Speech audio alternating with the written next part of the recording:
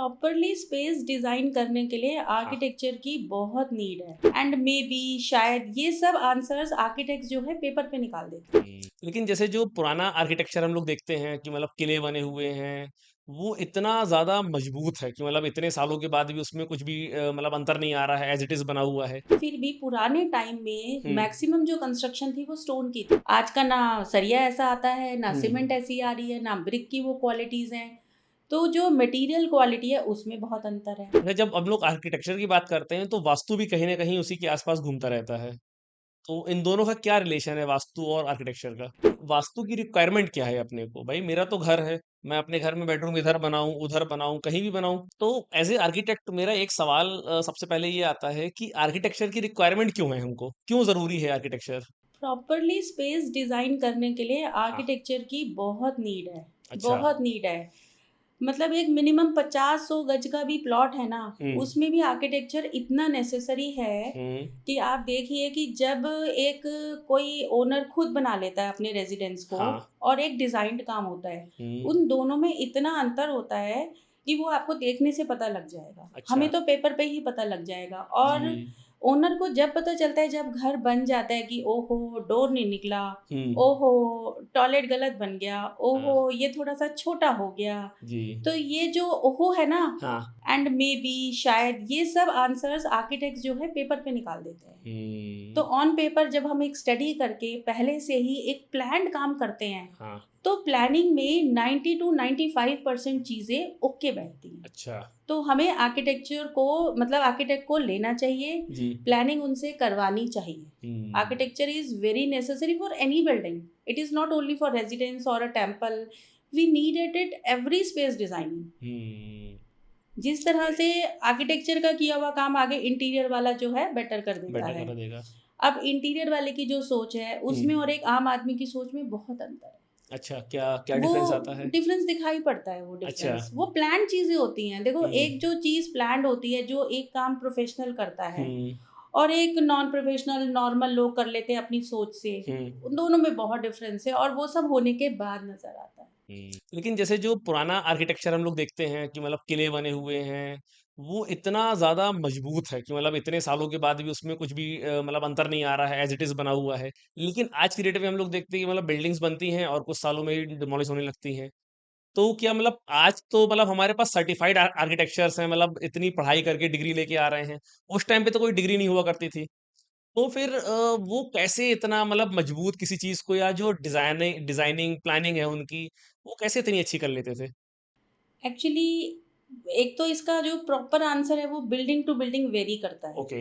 एक एक set answer नहीं है जो सभी बिल्डिंग्स में हम फॉलो कर पाएँ। हुँ, बट फिर भी पुराने टाइम में हुँ। मैक्सिमम जो कंस्ट्रक्शन थी वो स्टोन की थी। अगर हम किलों की बात करते हैं हाँ, तो वो स्टोन स्टोन की थी। स्टोन की थी। स्टोन एक नेचुरल मटेरियल है, ओके। ठीक है? वो वेदर इफ़ेक्ट से बनता है स्टोन। हुँ, हाँ। तो इसलिए जो नेचुरल मटेरियल है, जो ऑलरेडी सारे वेदर इफ़ेक्ट्स लेकर ही बैठा हुआ है, उसकी हुँ। स्ट्रेंथ ही अलग है। अच्छा, उसका एट मतलब द धूप, बरसात में कोई अंतर नहीं पहले आना। से ही पत्थर बना ही पहले वैसे से हुआ पत्थर है बना हुआ, और राइट। हमारे ही टेम्परेचर से बना हुआ है, हमारे हाँ, ही देश की वेरिएशन, वेरी टेम्परेचर से वो सारे स्टोन रॉक्स बने होते हैं। जी। उन्हीं को काट-काट के हमने किले बना दिए। हाँ। तो वो हमारे उसमें स्टैंड अलोन भी एकदम इंटैक्ट रहते हैं हुँ, सारे बिल्डिंग्स। बिल्कुल। प्लस में उनकी थिकनेस बहुत ज़्यादा होती थी। वो 2-2 हाँ, 3-3 फुट 4-4 फुट मोटी दीवारें हैं, हाँ। उनकी स्ट्रेंथ अलग है। तो वो एक बहुत बढ़िया बात रही। हुँ, कारीगरों का डिवोशन बहुत अलग रहा, हुँ, ठीक है? ऐसा बिल्कुल, प्रेशर नहीं था।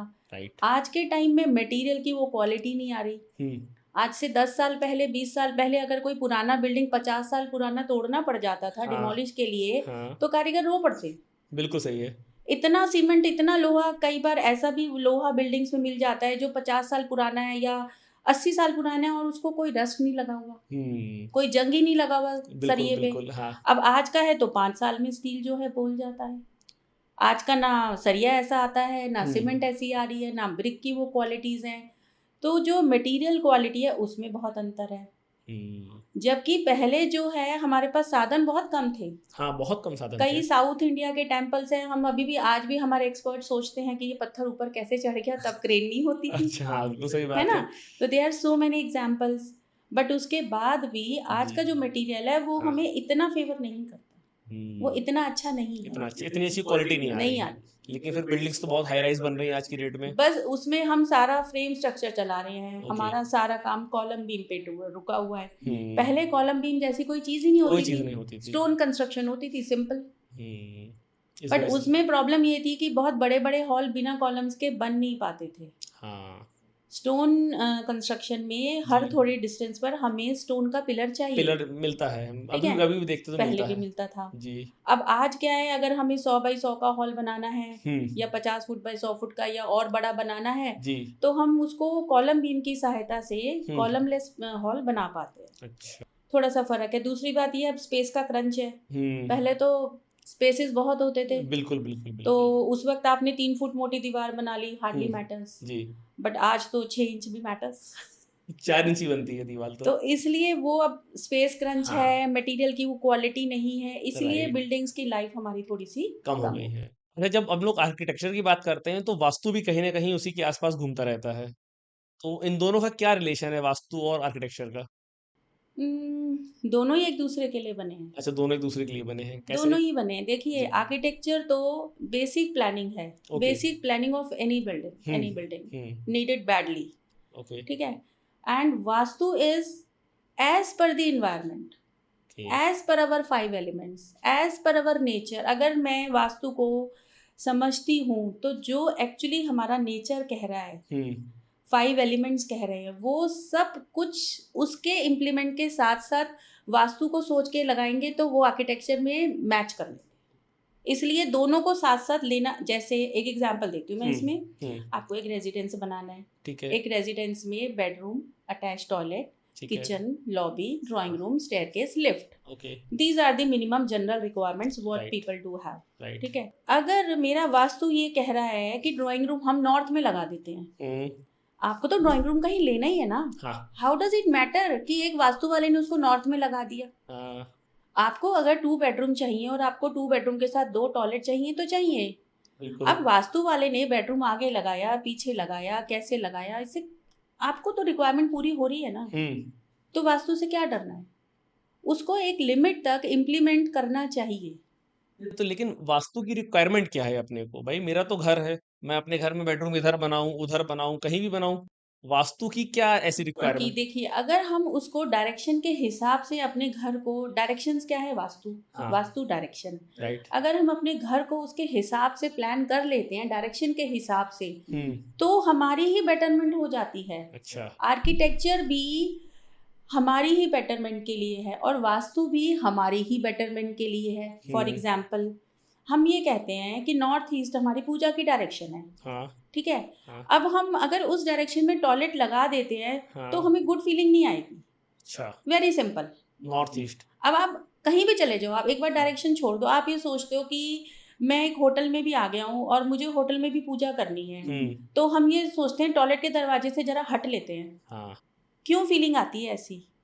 क्योंकि पूजा करते वक्त हम और बहुत नीट एंड क्लीन सोचते हैं, रहते बिल्कुल हैं। बिल्कुल। तो वो जो एक थॉट है, हम्म। वो वास्तु हमारा कंप्लीट कर देता है। अच्छा। रिक्वायरमेंट आपकी उतनी ही है, वो पूरी फुलफिल भी हो जाएगी। सिर्फ वास्तु जो है उसको थोड़े से डायरेक्शन के हिसाब से लगा देता है। एट द सेम टाइम मैंने तो इसको कई बार इम्प्लीमेंट करके इसके रिजल्ट्स देखे हैं। अच्छा। मतलब कई बार क्या, अनेकों बार देखे हैं, सो मेनी टाइम्स की उसके रिजल्ट्स आते हैं वास्तु के। ओके। और आपका रिक्वायरमेंट पूरा हो रहा है अगर हम्म। थोड़ा प्लस माइनस करके, तो how does it make difference. और आप डायरेक्शंस के हिसाब से, जैसे सनराइज होता है ईस्ट में, हाँ। हमें सूर्य के दर्शन करने चाहिए, हाँ। ठीक है। सभी लोगों को वास्तु के लिए है, न्यूमरोलॉजी में है, एस्ट्रोलॉजी में है, सूर्य दर्शन, सूर्य जल देना, इस टाइप्स की बहुत सारी बातें हम सुनते हैं, देखते हैं, बिल्कुल ठीक है। बिल्कुल। अब अगर वो सूर्य की तरफ आपने कोई ब्लैंक वॉल बना दी है, आप कैसे दर्शन करोगे? हाँ, सही बात है। सिंपल। और अगर किसी ने वहां पर कोई कॉमन रूम बना दिया या कोई पूजा रूम बना दिया है, बड़ी सी विंडो भी दे दी है और आपको सनराइज दिखाई भी पड़ रहा है, सनराइज तो देखना ही चाहिए, बिल्कुल देखना ठीक चाहिए। है। अब आप सनराइज की डायरेक्शन ही अपने घर में बंद कर दे रहे हैं, अच्छा। तो आपको क्या बेनिफिट मिला? कुछ भी नहीं मिला। और अगर वास्तु ने ये बता दिया कि भाई इधर बड़ा सा विंडो लगा के या डोर लगा लीजिए, ये इस बालकनी को ज्यादा यूज करिए, तो उसमें क्या प्रॉब्लम आ गई?